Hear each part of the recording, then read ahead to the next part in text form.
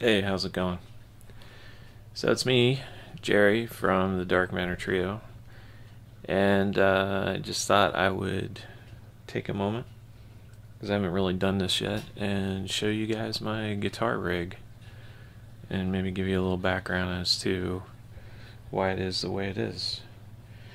And what it is. So we'll start with my pedal board first. That's it. um, so first off, kind of the main control center on my pedal board would be the Digitech RP1000 multi effects unit. I did used to use individual pedals when I started out playing guitar, and I don't have anything against, the guys with, all kinds of pedals on their board. I mean, it's cool, it's cool to look at, and I'm sure it's fun to play with all that stuff. But for me personally, I just kind of, at some point, I switched over to multi effects, basically in the mid 90s with the RP6. That was the first one I bought. And I don't know, I just like it better. Yeah, it's, for me, it's actually uh, simpler than tweaking 100 knobs every 5 minutes. So that's why I have one. uh, the reason I have the RP1000 is because it has, a lot of different routing options, and it has built-in looper, phrase looper, and it has, you can use it as kind of like a floorboard, because you can turn individual effects on and off, on different patches or whatever. Or you can just, select through pre-programmed patches if you want to do that.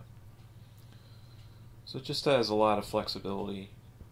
One big thing about this, and one of the reasons I bought it, was because you can hook this up to a tube amp, and a lot of multi effects units come with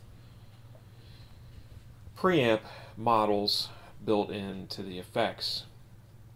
With this unit, and there's several other units that do this, but with this unit you can turn off the preamp and just use your own amp sound with the effect. And obviously, if you're using straight up pedals, you can do that, but this gives you an option. You can switch back and forth between your amp sound or a modeled amp sound. So I just like having that flexibility. Going from that, I have an M9 from Line 6. This is another multi effects unit. Now, the difference with the M9 is it's actually a build as a Stompbox modeler, so it doesn't have any preamp models in it. You would just run this straight into an amp or into the effects loop of an amp. And it's got a lot of different effects. And kind of the explanation as to why I have this, I actually started off when I was, I used to have, this is going to get too long, but I used to have I went from the RP6 to a Digitech GNX3. I had that for a long time. And then I decided that I wanted to upgrade. So actually, I went from the GNX3 to the M13. And was added tube amp, and I thought, well, I don't really need amp modeling, so I'll just get the M13 because it's much larger than the M9. It has a bunch of foot switches and a lot of flexibility, and it was just really cool. The one I got, unfortunately, had a problem. It had some kind of glitch, and we were playing a gig. It was the first gig I was playing with it, and the thing quit working. Like one, well, not the whole thing, but like one one section of it stopped working.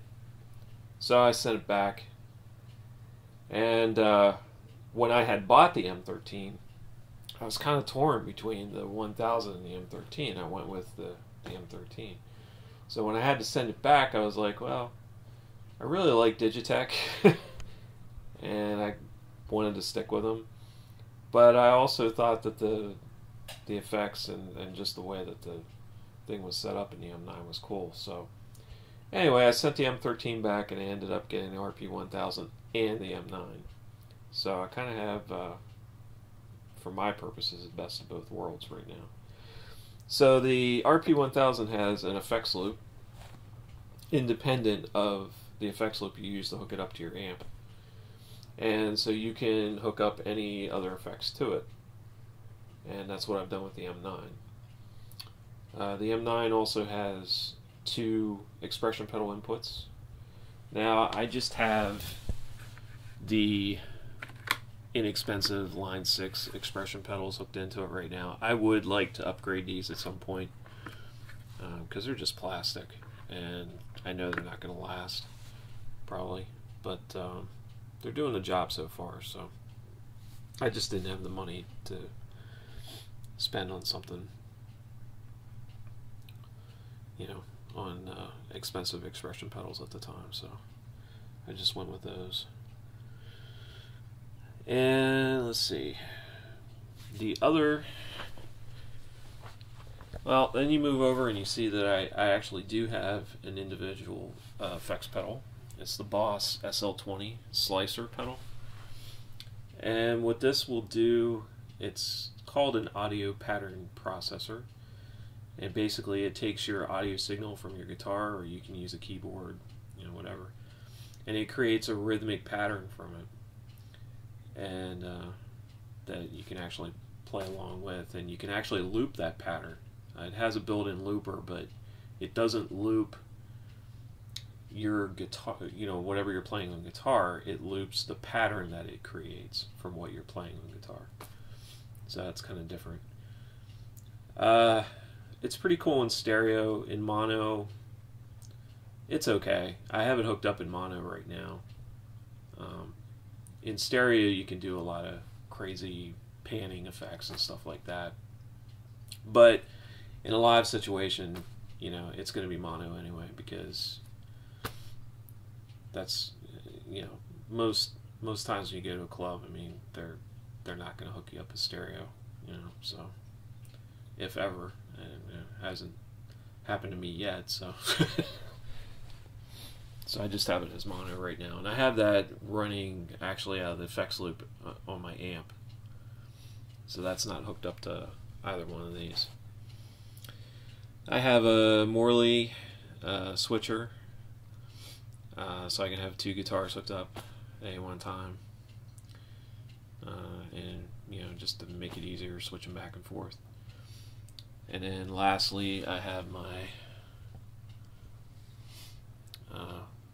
Carbon foot switch for my Carbon amp, 3 channels, and the effects button, which for my amp just turns the boost on and off. The XLR cables that are just kind of jutting out of here. It's one cool thing about the RP1000 is that you can have multiple outputs at one time. So, yeah, I can be running this to my amp, and then I can also run this to like a recording deck or the mixer, you know, whatever. Where I have this running right now is my solid state rig, and I'll show you that in a couple minutes. I want to show you the underside of this. This is a Pedal Train pedal board, by the way. And there's nothing too exciting under here, but I tried to make things as neat as possible. I got myself a decent power strip and velcroed it to the bottom. So I use that for my power source, and then I just use a bunch of cable ties to keep everything fairly neat. Velcro works half decent, but as you can see, it doesn't hold everything forever. Alright. So that's that. Uh, my guitar cables. Well, yeah, let's talk about the cabling a little bit. As you can see, cabling is a little messy on here, messier than what I would like it to be. Plus, I have these stupid colored tags. I do have a label maker. I just didn't get around to labeling these properly yet. And I would like to swap these cables out, these interconnects out for like George L's or something like that. Like I said, it's a work in progress. I haven't got around to it yet. So let's see. Let's talk about this. This is my most recent addition. Tube amp from Carbon. This is the V3 Combo 2x12. 3 channels. It has dual effects loops. One is in series, one's in parallel. And I use them both. And they're also supposed to be smart loops. And what that means is that it just remembers where you have, what effects loops you have on and off as you're switching through the 3 channels. So that's pretty cool. It's 100 watts. You can reduce that to 50 watts. It just uses 2 tubes instead of 4, I think. And you can also select the bias as a record out. It's a pretty cool amp. I'm pretty happy with it. I think I might have actually got the last one that they had in stock, because it looks like they've actually discontinued these once they got the new Steve Vai V3, which I was considering. I'll show you the back. I don't know if you can see. There's not lighting's kind of poor down here.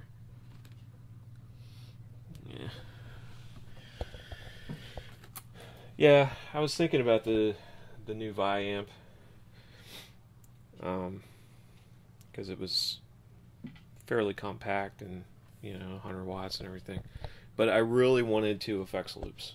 And even though the description on their website said that it had 2 effects loops, when you looked at the picture, it didn't have 2 effects loops. And I have seen a review, and it doesn't have 2 effects loops, so I don't know what happened there.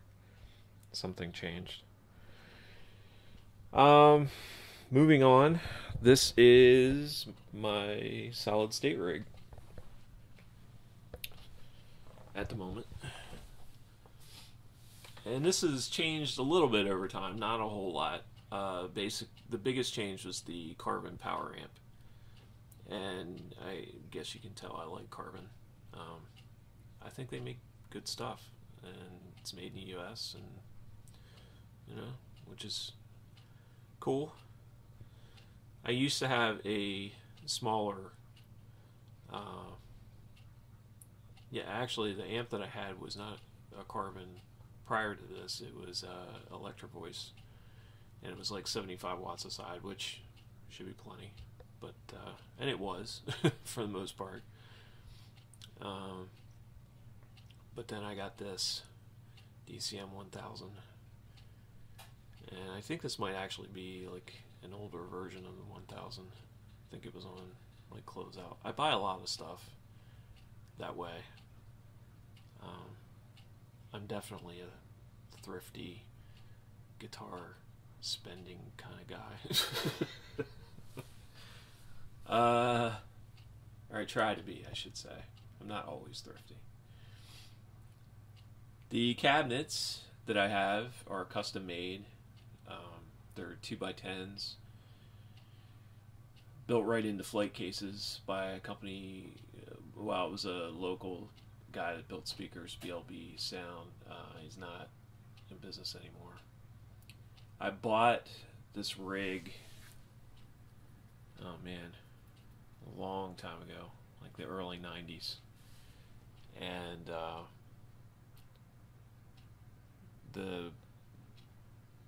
so I've had the speakers and the power conditioner, and then I had a power amp basically since then. And then you can see that there's a Digitech Quad 4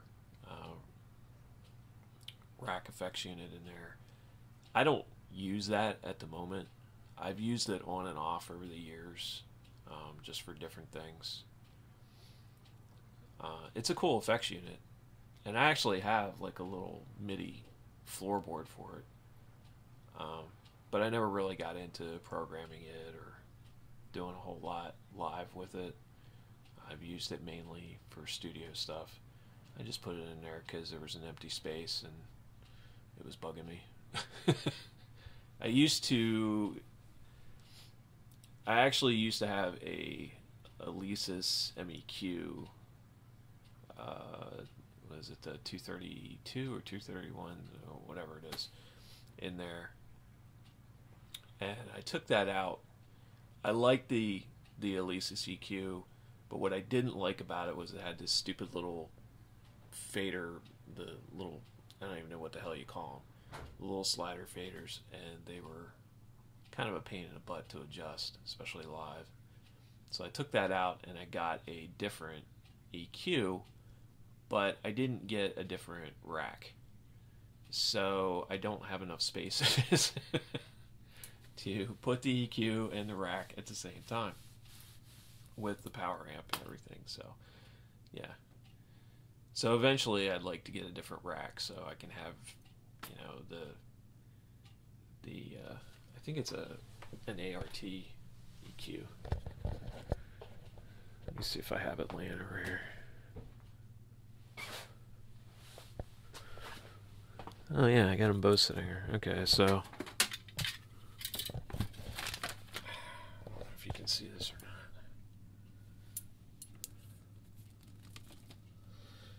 not. So that's the Alesis, and you see it's got these stupid little things here that you have to basically use your fingernail to adjust, and it's a pain. And then down here is the ART 2x15, I believe, EQ, and it just has regular faders, which are much better. But I need a bigger rack, obviously. So yeah. And then, before I forget, because I almost did,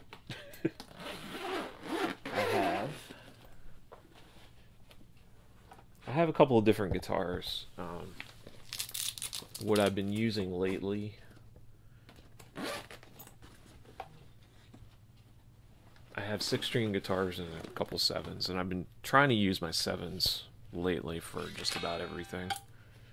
I don't know, that's just a personal thing. And so this is one of them. This is the Schecter C7 Plus, and it's one from the Diamond series. And this was one of the early models from the Diamond series. I got this in the late 90s, I think. I don't remember exactly what year, but it's stock pickups. I'm not opposed to the idea of putting different pickups in it. I just don't have that kind of time, and I don't care. And I say I don't care because I bought this based on how it sounded with the stock pickups in it. I haven't had enough experience with other pickups. You know what I mean? Like, to mess around with it. I'm fairly happy with the way it sounds. I mean, there's times when I wonder, should I try to put something better in it? Maybe with the active electronics. This has, passive electronics. So it's not that I've never considered it. I just haven't felt like spending the time.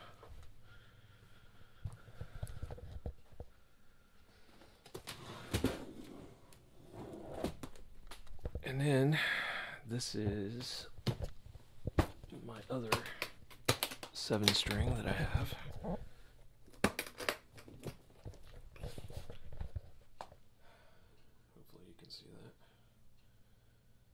also a Schecter. This is the Jazz 7 semi-hollow.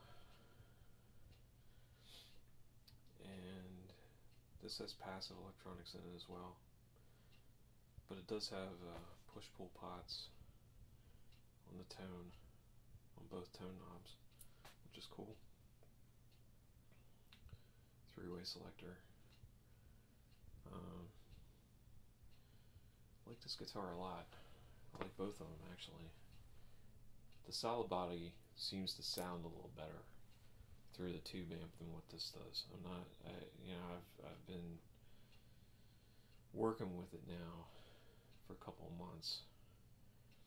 I haven't quite got the tone right when I'm using this amp, or this guitar, but I'll get it figured out eventually.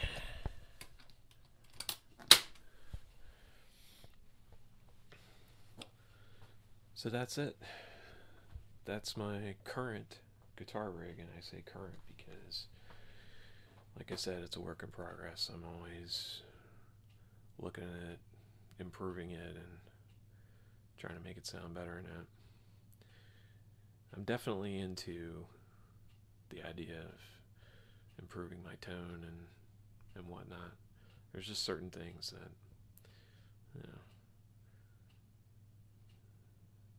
I don't have time to mess around with, so.